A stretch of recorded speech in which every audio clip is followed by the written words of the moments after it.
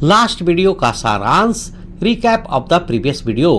पिछले वीडियो में हम लोगों ने साना साना हाथ जोड़ी पाठ की कहानी में देखा था कि कैसे लेखिका मधु काकड़िया सिक्किम की राजधानी गंगटोक से कविलोंग स्टॉक होते हुए सेवन सिस्टर वाटरफॉल जाती है और वहां से वह युमथांग की ओर बढ़ती है, जहां वह हिमालय की असली खूबसूरती को देखती है। तो चलिए इस लेखिका की इस यात्रा को आगे बढ़ाते हैं। दरअसल मंत्रमुग्ध सी मैं तंद्रिल अवस्था में ही थोड़ी दूर तक निकल आई थी कि अचानक पांवों पर ब्रेक सी लगी, जैसे समाधिस्थ भाव में नृत्य करती किसी आत्मलीन नृत्यांगना के नुपुर अचानक टूट गए हो। मैंने देखा इस अद्वितीय सौंदर्य से निरपेक्ष कुछ पहाड़ी औरतें पत्थरों पर बैठी पत्थर तोड़ रही थी। गुथे आटे सी कोमल काया पर हाथों में कुदाल और हथौड़े, कईयों की पीठ पर बंधी डोको, बड़ी टोकरी में भी उनके बच्चे भी बंधे हुए थे। कुछ कुदाल को भरपूर ताकत के साथ जमीन पर मार रही थी। अर्थ और व्याख्या। लेखिका मधु काकड़िया बताती है कि जब वह बहुत खुश और शांत मन से आगे बढ़ रही थी तो अचानक उनकी खुशी रुक गई। उन्हें ऐसा लगा जैसे कोई नाचने वाला अचानक रुक गया हो। उन्होंने देखा कि कुछ पहाड़ी औरतें पत्थरों पर बैठकर उन्हें तोड़ रही थी। उनके शरीर तो बहुत कोमल थे, पर उनके हाथों में कुदाल और हथौड़े जैसे भारी औजार थे। कुछ औरतों की पीठ पर टोकरी में उनके बच्चे भी बंधे हुए थे। वे बहुत ताकत लगाकर कुदाल चला रही थी। लेखिका को यह देखकर बहुत दुख हुआ कि जहां इतनी सुंदरता थी वहीं इतनी मेहनत और गरीबी भी थी। इतने स्वर्गीय सौंदर्य, नदी, फूलों, वादियों और झरनों के बीच भूख, मौत, दैन्य और जिंदा रहने की यह जंग, मातृत्व और श्रम साधना साथ साथ। वहीं पर खड़े BRO बोर्ड रोड ऑर्गेनाइजेशन के एक कर्मचारी से मैंने पूछा, मैंने यह क्या हो रहा है? उसने चुहलबाजी के अंदाज में बताया, जिन रास्तों से गुजरते हुए आप हिम शिखरों से टक्कर लेने जा रही है, उन्हीं रास्तों को ये पहाड़ी ने चौड़ा बना रही है। बड़ा खतरनाक कार्य होगा यह, मेरे मुंह से अकस्मात निकला। वह संजीदा हो गया, कहने लगा, पिछले महीने तो एक की जान भी चली गई थी। बड़ा दुस्साध्य कार्य है पहाड़ों पर रास्ता बनाना। पहले डायनामाइट से चट्टानों को उड़ा दिया जाता है, फिर बड़े बड़े पत्थरों को तोड़ मोड़कर एक आकार के छोटे छोटे पत्थरों में बदला जाता है। फिर बड़े से जाले में उन्हें लंबी पट्टी की तरह बिठाकर कटे रास्तों पर बाड़े की तरह लगाया जाता है। जरा सी चूक और सीधा पाताल प्रवेश। अर्थ और व्याख्या। लेखिका मधु काकड़िया ने देखा कि जहां पहाड़ों में बहुत सुंदरता थी, वहीं भूख और जीने के लिए एक लड़ाई भी थी। औरतें अपने बच्चों को पीठ पर बांधकर पत्थरों पर बैठी पत्थर तोड़ रही थी। उन्होंने सीमा सड़क संगठन बोर्ड रोड्स ऑर्गेनाइजेशन के एक कर्मचारी से पूछा कि ये औरतें क्या कर रही है। उस कर्मचारी ने बताया कि ये औरतें उन रास्तों को चौड़ा कर रही है जिन पर आप जा रही है। उसने यह भी बताया कि यह काम बहुत खतरनाक है और पिछले महीने एक मजदूर की जान भी चली गई थी। रास्ता बनाने के लिए पहले डायनामाइट से पत्थरों को उड़ाते हैं, फिर बड़े बड़े पत्थरों को तोड़कर छोटे पत्थर बनाए जाते हैं। अगर थोड़ी सी भी गलती हो जाए तो सीधा खाई में गिर जाते हैं। और तभी मुझे ध्यान आया, इन्हीं रास्तों पर एक जगह सिक्किम सरकार का बोर्ड लगा था, जिस पर बड़े बड़े अक्षरों में लिखा था, ever wondered who defied death to build these roads. आप ताज्जुब करेंगे, पर इन रास्तों को बनाने में लोगों ने मौत को झुठलाया है। अर्थ और व्याख्या। लेखिका मधु काकड़िया को अचानक एक बात याद आई। उन्हें याद आया कि उन्होंने रास्ते में सिक्किम सरकार का एक बोर्ड देखा था। उस पर बड़े बड़े अक्षरों में लिखा था, क्या आपने कभी सोचा है कि इन रास्तों को बनाने के लिए किसने मौत को भी हरा दिया? यह पढ़कर लेखिका को एहसास हुआ कि जिन रास्तों से वे जा रही थी, उन्हें बनाने में बहुत से लोगों ने अपनी जान जोखिम में डाली है। एकाएक मेरा मानसिक चैनल बदला, मन पीछे घूम गया। इसी प्रकार एक बार पलामू और गुमला के जंगलों में देखा था, पीठ पर बच्चे को कपड़े से बांधकर पत्तों की तलाश में बन बन डोलती आदिवासी युवतियां। उन आदिवासी युवतियों के फूले हुए पांव और इन पत्थर तोड़ती पहाड़ियों के हाथों में पड़े ठाठे एक ही कहानी कह रहे थे कि आम जिंदगियों की कहानी हर जगह एक सी है कि सारी मलाई एक तरफ, सारे आंसू, अभाव, यातना और वंचना एक तरफ। अर्थ और व्याख्या। लेखिका मधु काकड़िया का मन अचानक बदल गया। उन्हें याद आया कि उन्होंने एक बार पलामू और गुमला के जंगलों में भी ऐसा ही देखा था। वहां आदिवासी औरतें अपने बच्चों को कपड़े से पीठ पर बांधकर पत्तों की तलाश में घूमती थी। उन औरतों के सूजे हुए पैर और यहाँ पत्थर तोड़ने वाली औरतों के हाथों पर पड़े निशान एक ही कहानी बता रहे थे। वह कहानी यह थी कि आम लोगों की जिंदगी हर जगह एक जैसी है। दुनिया की सारी अच्छी चीजें एक तरफ है और सारा दुख, कमी और मेहनत दूसरी तरफ है। लेखिका यह कहना चाह रही है कि मेहनती और गरीब लोगों की जिंदगी हर जगह एक जैसी होती है। वह बताना चाहती है कि पहाड़ों में पत्थर तोड़ने वाली औरतें हों या जंगलों में रहने वाली आदिवासी औरतें, दोनों को ही अपने और अपने बच्चों के लिए बहुत मेहनत करनी पड़ती है। लेखिका यह भी समझाना चाहती है कि दुनिया में कुछ लोगों के पास सब कुछ होता है, जबकि ज्यादातर लोगों को बहुत दुख और कमी झेलनी पड़ती है। वह यह दिखाना चाहती है कि सुंदरता के पीछे भी बहुत मेहनत और संघर्ष छिपा होता है। और तभी मेरी सहयात्री मनी और जितेन मुझे खोजते खोजते वहां तक आ गए थे। मुझे गमगीन देखकर जितेन कहने लगा, मैडम, ये मेरे देश की आम जनता है, इन्हें तो आप कहीं भी देख लेंगी। आप इन्हें नहीं, पहाड़ों की सुंदरता को देखिए जिसके लिए आप इतने पैसे खर्च करके आई हैं। अर्थ और व्याख्या। लेखिका मधु काकड़िया कहती है कि जब वह उदास खड़ी थी तब उनके साथी मनी और ड्राइवर जितेन उन्हें ढूंढते हुए वहां आ गए। जितेन ने लेखिका को दुखी देखा तो उनसे कहा, मैडम, यह तो हमारे देश के आम लोग हैं, ये आपको कहीं भी मिल जाएंगे। आप इन्हें मत देखिए, बल्कि पहाड़ों की उस खूबसूरती को देखिए जिसके लिए आप इतने पैसे खर्च करके यहाँ आई है। लेखिका यह कहना चाह रही है कि उनका गाइड जितेन और उनका सोचने का तरीका अलग था। जितेन का मानना था कि लेखिका को सिर्फ हिमालय की सुंदरता देखनी चाहिए क्योंकि वह घूमने के लिए आई है। उसका कहना था कि गरीब लोगों की मेहनत तो कहीं भी देखी जा सकती है। लेकिन लेखिका को ऐसा नहीं लगा। वह पहाड़ों की सुंदरता के साथ साथ वहां के लोगों के दुख और मेहनत को भी महसूस कर रही थी। ये देश की आम जनता ही नहीं, जीवन का प्रति संतुलन भी है। ये वेस्ट एट रिपेइंग है। कितना कम लेकर ये समाज को कितना अधिक वापस लौटा देती है। मन ही मन सोचा मैंने। हम वापस जीप की ओर मुड़ने लगे कि तभी मैंने देखा वे श्रम सुंदरियां किसी बात पर इस कदर खिलखिलाकर हंस पड़ी थी कि जीवन लहरा उठा था और वह सारा खंडर ताजमहल बन गया था। अर्थ और व्याख्या। लेखिका मधु काकड़िया ने मन ही मन में सोचा कि ये लोग सिर्फ आम लोग नहीं हैं, बल्कि ये जीवन का संतुलन है। वे समाज को बहुत कम लेकर भी बहुत ज्यादा देते हैं। जब लेखिका वापस अपनी गाड़ी की तरफ जा रही थी तब उन्होंने देखा कि वे सभी औरतें किसी बात पर बहुत जोर से हंस रही थी। उनकी हंसी देखकर लेखिका को लगा जैसे सारी दुनिया में खुशी भर गई हो। उनकी हंसी से वह टूटी फूटी जगह भी ताजमहल जैसे सुंदर लगने लगी थी। लेखिका मधु काकड़िया यह कहना चाहती है कि कठिन जीवन जीने वाले लोग सिर्फ मेहनत कश नहीं होते, बल्कि वे जीवन का संतुलन भी होते हैं। लेखिका बताती है कि ऐसे लोग समाज से बहुत कम लेते हैं, लेकिन बदले में बहुत ज्यादा देते हैं। उनके पास भले ही कम सुख सुविधाएं हो, लेकिन उनके जीवन में खुशी और संतोष होता है। जब लेखिका ने उन औरतों को हंसते हुए देखा तो उन्हें लगा कि उनकी खुशी इतनी सच्ची और शक्तिशाली है कि उसने उस पूरी जगह को ही सुंदर बना दिया, जैसे कि एक टूटा फूटा खंडर भी ताजमहल बन गया हो।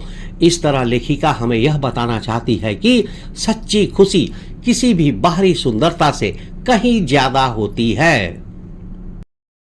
हम लगातार ऊंचाइयों पर चढ़ते जा रहे थे। जितेन बता रहा था, अब हम हर मोड़ पर हेयर पिन बेंट लेंगे और तेजी से ऊंचाई पर चढ़ते जाएंगे। हेयर पिन बेंट के ठीक पहले एक पड़ाव पर देखा 7-8 वर्ष की उम्र के ढेर सारे पहाड़ी बच्चे स्कूल से लौट रहे थे और हमसे लिफ्ट मांग रहे थे। जितेंद्र ने बताया, हर दिन 3-3.5 किलोमीटर की पहाड़ी चढ़ाई चढ़कर ये बच्चे स्कूल जाते हैं। क्या स्कूली बस नहीं है? मनी के पूछने पर जितेंद्र हंस पड़ा। मैडम, यह मैदानी नहीं पहाड़ी इलाका है। मैदान की तरह यहाँ कोई भी आपको चिकना बर्फीला नहीं मिलेगा। यहाँ जीवन कठोर है। नीचे तराई में ले देकर एक ही स्कूल है। दूर दूर से बच्चे उसी स्कूल में जाते हैं और सिर्फ पढ़ते ही नहीं हैं। इनमें से अधिकांश बच्चे शाम के समय अपनी माओं के साथ मवेशियों को चराते हैं, पानी भरते हैं, जंगल से लकड़ियों के भारी भारी गट्ठर ढोते हैं। खुद मैंने भी ढोए थे। अर्थ और व्याख्या।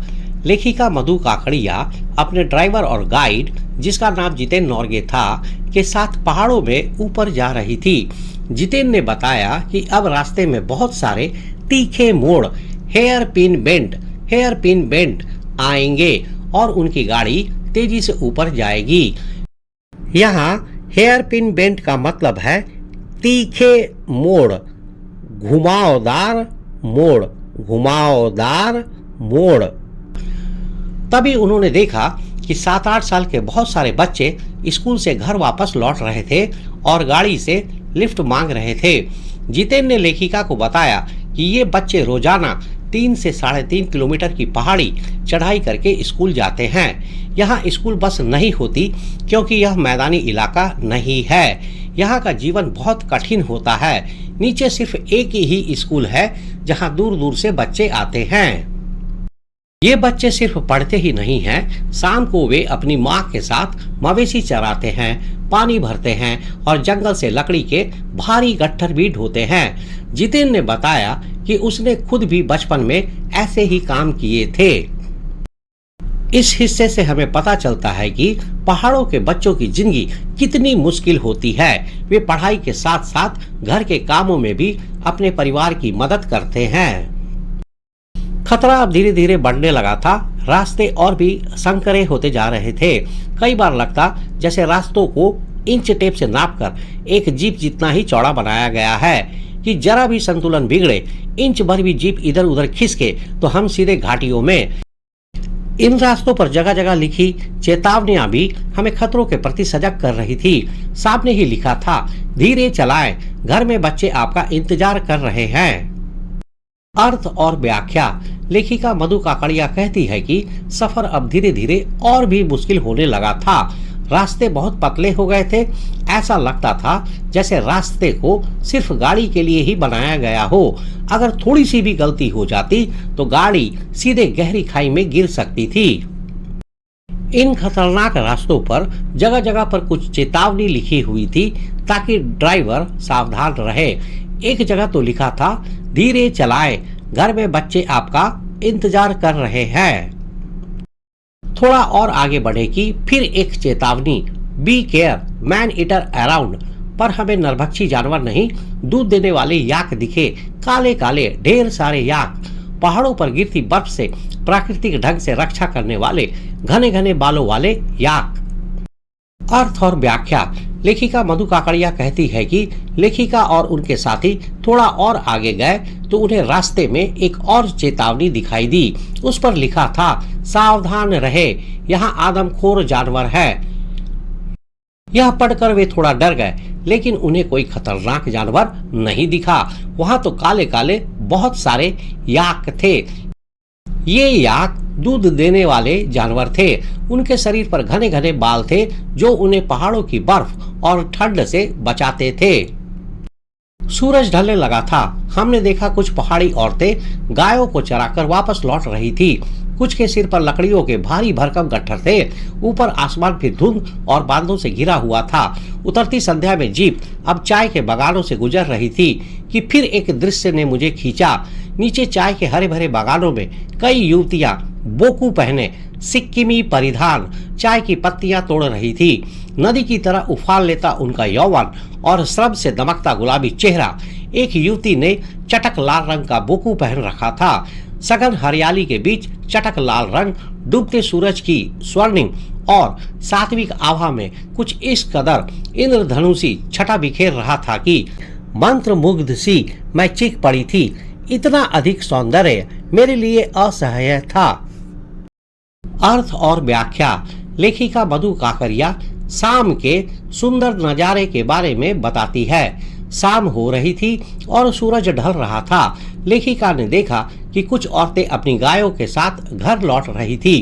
कुछ के सिर पर लकड़ियों के भारी गट्ठर थे। तभी उनकी जीप चाय के बागानों से गुजरी। वहां नीचे हरे भरे चाय के बागानों में एक और सुंदर नजारा दिखाई दिया। कई लड़कियां बोकू सिक्किम की पोशाक पहने हुए चाय की पत्तियां तोड़ रही थी।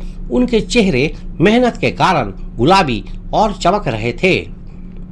एक लड़की ने लाल रंग का बोकू सिक्किम की पोशाक पहना हुआ था। जब सूरज की सुनहरी रोशनी उन लाल कपड़ों पर पड़ी तो वह दृश्य इतना सुंदर लग रहा था कि लेखिका खुशी से चिल्ला पड़ी।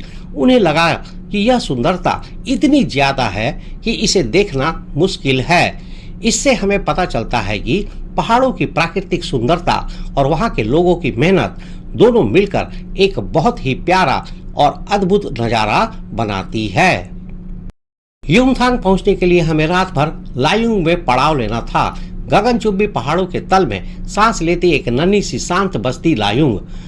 सारी दौड़ धूप से दूर जिंदगी जहां निश्चिंत सो रही थी। अर्थ और व्याख्या।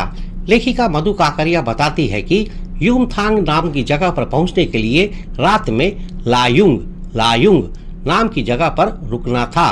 लायुंग एक बहुत ही छोटी और शांत बस्ती थी जो आसमान छूते पहाड़ों के नीचे बसी हुई थी। वहां शहर की भाग दौड़ बिल्कुल नहीं थी। ऐसा लगता था जैसे वहां की जिंदगी आराम से सो रही हो।